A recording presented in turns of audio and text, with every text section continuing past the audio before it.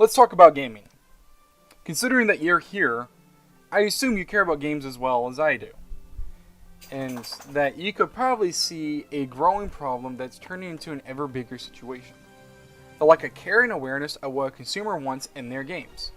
We can see this right now with the new Pokemon game, Pokemon Sword and Shield. The problem with this game is that it'll have no national dex, which is in every Pokemon game from the previous titles. Game Freak's reasoning is that there isn't enough space and that animations would take too long to create for the game. But what we're seeing is that they're clearly using models and animations from the previous games, with animations that barely pass as an animation. They don't see that although they seem like innovators with their Pokemon designs. I argue that they're getting lazy with the main core mechanics in the game. In a standard Pokemon game, the one thing you're going to see the majority of the time is going to be the battle screen, and that the lack of good animations will just make the game boring. They're dumbing down their own game, when just previously on the 3DS with the Sun and Moon games, they had over 800 Pokemon with a fully detailed world with some basic animations, which made sense at the time because it was on the 3DS. But this is on the Switch. With games like Breath of the Wild and Doom 2016, along with Mario Odyssey, you can see how detailed and complex those games are. They have no excuse for this. I argue that AAA game companies are getting greedy with their players and are now reducing the quality of their games so they may cost less, but the gain is more. Another example of this is the recent Call of Duty Black Ops 4, and the recent discoveries of Jason Schreier, from how they had a whole campaign for the game, but had nothing because it was boring, was then switched from a traditional Call of Duty game to a multiplayer only game. As of recently, all the best guns in the game are now locked behind loot boxes. And to add insult to injury, there are multiple different loot boxes in the game. There are 3 types. One is the reserves, which you get 1 item from, a crate, which gives you 3 items but cost money, and a non-dupe crate, which costs 6 reserves, but you get no duplicates. There's also different types of crates that aren't exactly relevant. The problem with this system, though, is that you can't get a crate from normal gameplay. And no dupe crates aren't worth it because it costs 6 reserves. And if you're still new, reserves are the only way to go for the fact of how many items have been added to the game.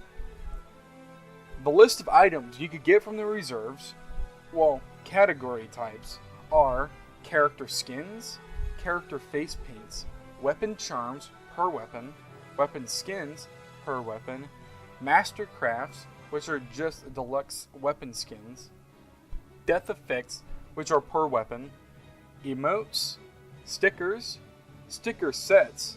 The difference is that rewards are given for collecting all the normal stickers for that set, calling cards, blackout characters, jump packs, Mark II weapons, and also weapons.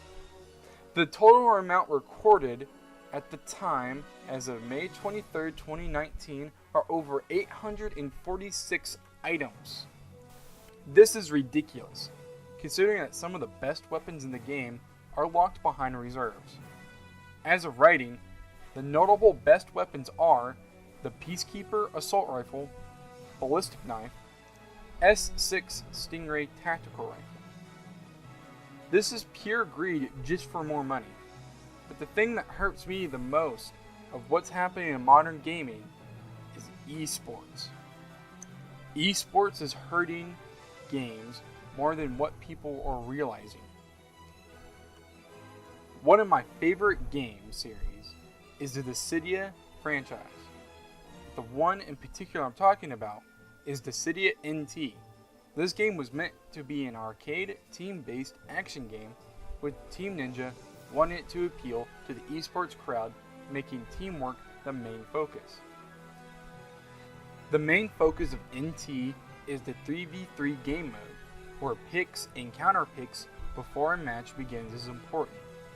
Because the game was originally made for arcades in Japan and made for arcade environments, the game, by the time it was ported to the PS4, already lost its focus.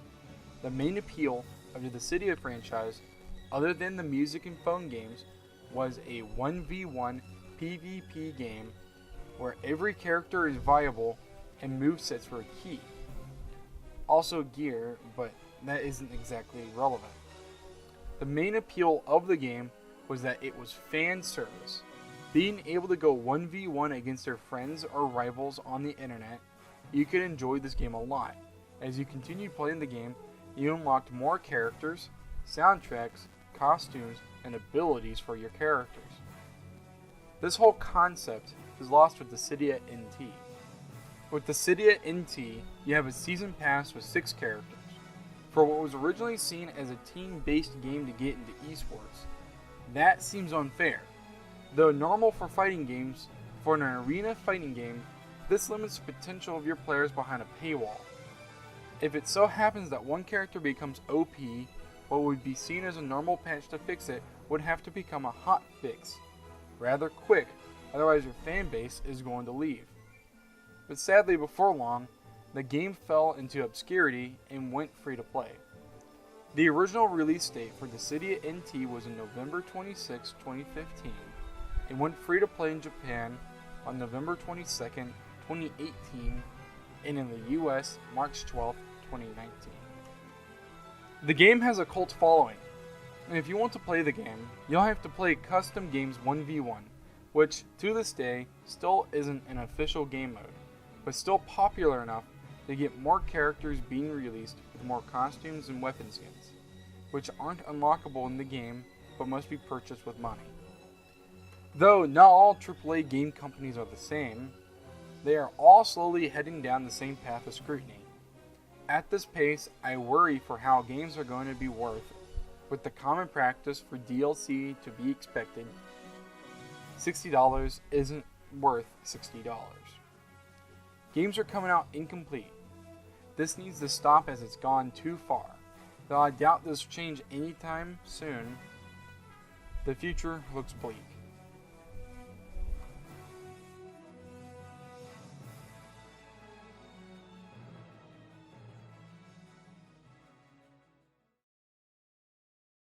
Hey, thanks for checking out my video. If you liked it, leave a like. If you disliked it, well, leave a dislike.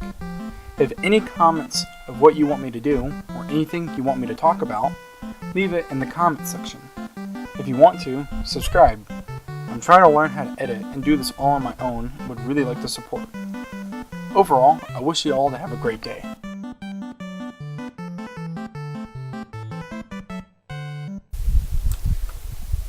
Let's start this game.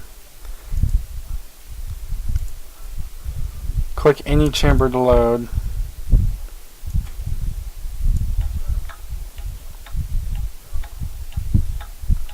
Go. You ready for this? Yeah. Okay. Fuck yeah! Nice. Go walk around the graveyard, by the way. You'll see that the top rated person cheated. If you go, you find the second one. That's 4. 4. 9, 8, 7. Score 5, 10. There's no, 10. There's a 6, 10. 12. 2, 12. 102. 1. There you go. Little room. And now go check rank 2, which is to your left. To my left. That's fine. Alright, there you go. 12. Cap and Keen. And then number 1 is 102. Like, yeah. Okay. Yeah, sure. I was hoping to at least, like, when I click it, I will at least get to round 2. But that's just about it.